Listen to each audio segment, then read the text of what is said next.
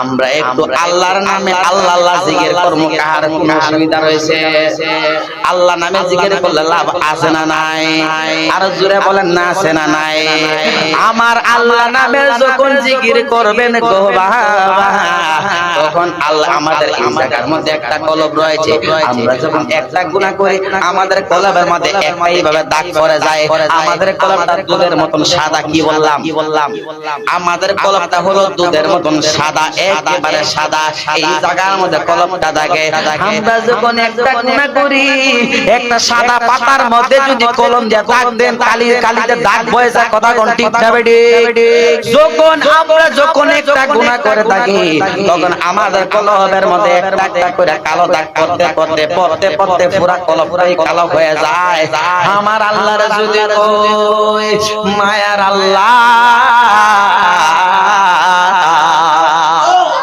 আমার আল্লাহর যদি কই আল্লাহ গো, ও মায়ার আল্লাহ গো, পৃথিবীর মধ্যে যদি কাপড় ময়লা হয়, কাপড় ময়লা করার জন্য পরিষ্কার জন্য একটা না একটা জিনিস রয়েছে।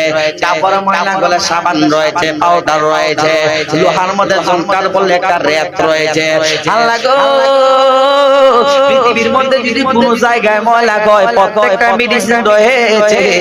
আল্লাহ ওই কলবের মধ্যে যেহেতু আমরা ভুল করে ময়লা করে ফেলেছি, আমরা ওই কলবটাকে পরিষ্কার করতে পারবো না।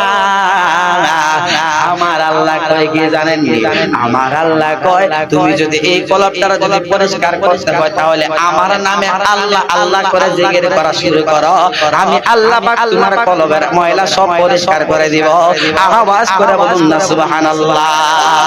তাহলে আমরা ওই জিকির করতে লাভ আছে না নাই?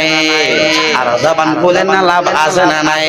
শুধু তাই নয়, আমাদের যখন একটা আমল করার বসি, আমাদের সাথে কিন্তু শয়তান লাগে থাকে।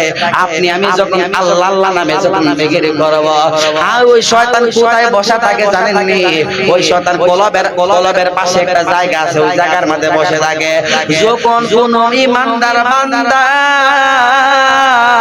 আল্লাহু আকবার, যখন কোন ঈমানদার বান্দা আমার আল্লাহ নামে আল্লাহ আল্লাহ করে জিকির করা শুরু করে, ওই কলবের মধ্যে এমন একটা আগুন ধরে গো, ওই আগুনের তাপের কারণে শয়তান ওই জায়গা থেকে পলায়ন করে। আওয়াজ করে বলুন আল্লাহু আকবার। তাহলে আমরা ওই জিকির করার উচিত আছি না নাই?